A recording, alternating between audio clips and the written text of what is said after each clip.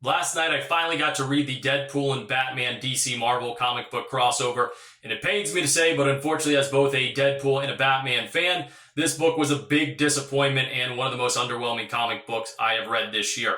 I actually like Deadpool and Batman's little mini story. The only problem is it's way too short and not long enough.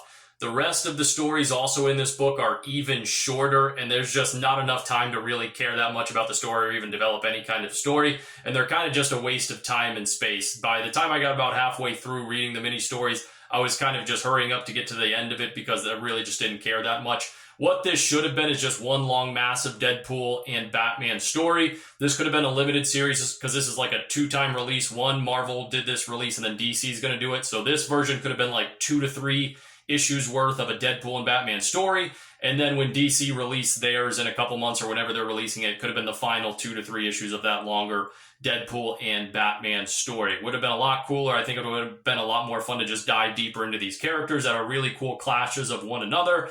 But again, unfortunately, little big disappointment. Hopefully, I think I just heard rumors that there's going to be a Superman and Spider-Man one. It's probably going to go down the same route as this, but hopefully maybe they do some changes and that one is just specifically a Spider-Man and Superman story. But again, pains me to say, big disappointment. I was hoping for a lot more in this one.